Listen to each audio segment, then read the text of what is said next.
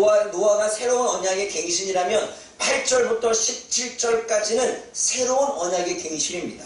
새로운 언약의 갱신이라면 9절 말씀을 읽어보겠습니다. 9절 말씀 읽어봅니다. 시작. 내가 내 언약을 너희와 너희 후손과 10절까지 시작. 너희와 함께한 모든 생물 곧 너희와 함께한 새와 가축과 땅의 모든 생물에게 세우리니 가운데에서 나온 모든 것 곧 땅의 모든 짐승이니라. 하나님께서는 홍수로 세상을 심판하시고 난 이후에 노아의 방주 안에 있는 모든 생물들과 새로운 언약을 맺으시는데 그 언약은 무엇이냐면 11절 말씀에 내가 너희와 언약을 세우리니 다시는 모든 생물을 홍수로 멸하지 아니할 것이라. 땅을 멸할 홍수가 다시 있지는 않겠다라고 말씀하시면서 새로운 언약은 멸하지 않겠다는 것입니다. 새로운 언약은 홍수로 심판하지 않겠다는 것입니다. 새로운 언약은 더 이상 이 땅에 물로서의 심판이 임하지 않을 거라고 이야기를 하고 있습니다. 그러면서 12절에 뭐라고 말씀합니까? 이것은 영원히 세우는 언약의 증표라고 말합니다. 여러분 12절 말씀 읽어봅니다. 시작. 하나님의 뜻에 내가 나와 너희와 너희와 함께한 모든 생물 사이에 대대로 영원히 세우는 언약의 증거는 이것이니라. 영원히 세우는 언약이라고 하는 것은 영원히 아주 길다는 것입니다. 영원히 너희들의 후손들까지 이 언약의 그 영향을 받는다는 것입니다. 영원이라고 하는 것은 너희들이 죽을 때까지 그 후손들에까지 그 미래까지 세상의 심판이 임할 때까지 이 언약은 지켜질 거라는 것입니다. 그래서 여러분 그 위에 보게 되면 땅을 멸할 홍수라고 할 때 멸하지 아니할 것이다 라고 하는 이 단어가 잘라내지 않을 것이다, 언약을 베어버리지 않겠다 이 말입니다. 멸하지 않겠다는 것은 언약을 잘라버리지 않겠다, 그 말은 영원한 언약이다 이 말입니다. 다시 말해 11절과 12절 동일하게 이 언약은 영원한 언약이라고 주님께서 다른 표현으로 이야기를 하고 있는 것입니다. 그러면 오늘 저와 여러분들이 나누고자 원하는 이 말씀은 영원한 언약이고 예수님이 다시 재림하실 때까지 영향을 받고 영향을 받을 수밖에 없는 사라지지 않는 언약이라는 것입니다. 그 언약이 무엇입니까? 땅에 홍수로 심판하지 않겠다는 것입니다. 그래서 그 증표가 무엇입니까? 무지개라고 이야기를 합니다. 여러분 13절 말씀 읽어봅니다. 시작. 내가 내 무지개를 구름 속에 두었나니 이것이 나와 세상 사이의 언약의 증거니라. 내가 내 무지개를 구름 속에 두었나니 이것이 나와 나의 세상에 주는 언약의 증거라고 말합니다. 무지개를 구름 속에 두었다는 것입니다. 그리고 그 무지개를 구름 속에 두었는데 그것이 하나님의 세우신 새로운 언약이라는 것입니다. 그 증표라는 것입니다. 내가 너에게 영원한 언약, 내가 더 이상 심판하지 않겠다라고 한 이 언약을, 물로서 심판하지 않겠다는 그 언약을, 내가 너희들의 생명을 유지하겠다는 그 언약을 하나님께서는 구름 속에 무지개를 두겠다는 것입니다. 그리고 그 무지개가 나타날 때마다, 그 무지개가 나타나서 보여질 때에 너희들이 그 언약을 기억하라고 말합니다. 14절 말씀 읽어봅니다. 14절 15절 시작. 내가 구름으로 땅을 덮을 때 무지개가 구름 속에 나타나며 내가 나와 너희와 이틀 전까지 모든 생물 사이에 내 언약을 기억하니 다시는 우리 모든 육체를 멸하는 홍수가 되지 아니하리라. 여러분 여기서 말씀을 잘 봐야 됩니다. 하나님은 언약을 세울 때 무지개를 어디에 숨겨두셨습니까? 구름 안에 두셨습니다.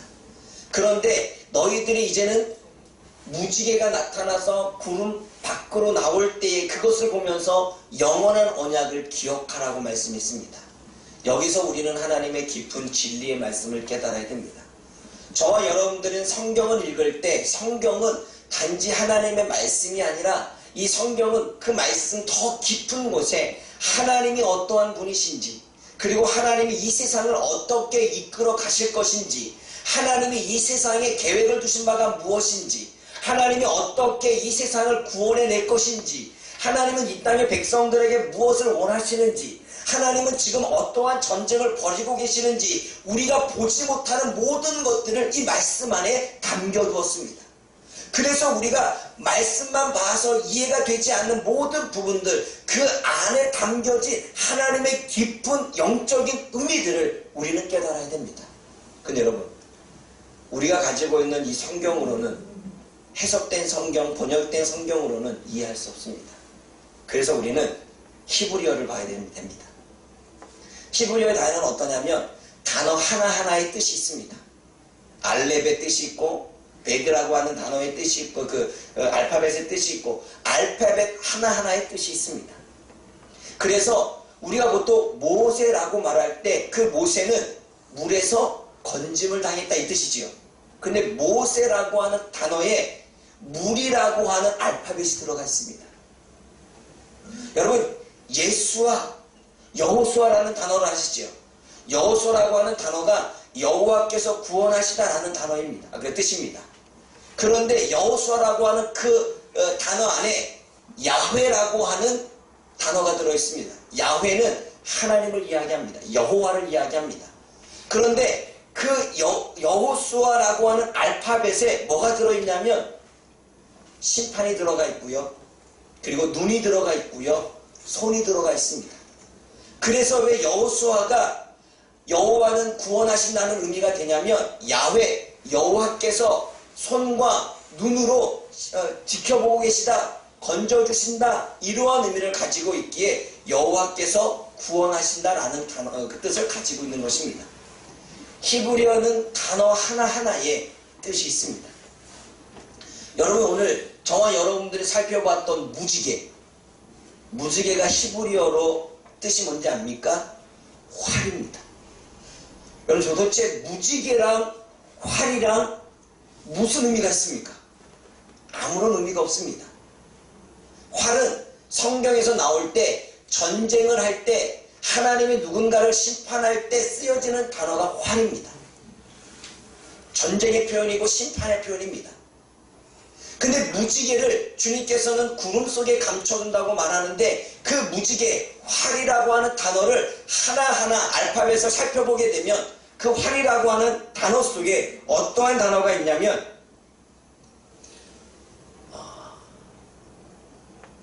타우, 십자가, 쉼, 심판, 그리고 구름, 이렇게 있습니다. 다시 말해 십자가의 심판이 무지개라는 것입니다. 십자가의 심판, 그것은 활이라고 하는 것입니다. 다시 말해 여기서 이야기하고 있는 지금 무지개가 구름 속에 두었다라고 하는 말은 하나 예수님의 십자가를 주님께서는 지금 구름 속에 가둬두고 있고, 그것이 영원한 언약의 증거가 될 거라고 말씀하고 있습니다. 그리고 14절에 내가 구름으로 땅을 덮을 때에 무지개가 구름 속에 나타나면이라고 말합니다. 예수 그리스도가 십자가의 사건, 예수 그리스도가 십자가를 지시는 그 사건이 나타날 때 그것이 우리들의 영원한 생명을 보장하는 증표가 되어지고 증거가 되어지고, 그리고 그것이 우리들의 언약이 되어진다라고 이야기를 하고 있는 것입니다. 다시 말해 하나님은 지금 홍수 심판, 무지개 증거를 통해서 예수 그리스도의 심판에 대한 이야기를 하고 있고, 예수 그리스도가 심판을 받으시고 난 이후에 우리가 영원한 생명을 누리게 될 것이다 라고 하는 말씀을 이야기하고 있다는 사실입니다. 그것이 무지개 언약의 의미입니다. 단지 무지개의 의미는 무지개를 바라보면서 물렁수를 심판받지 않네, 우리는 보통 이렇게 들었습니다.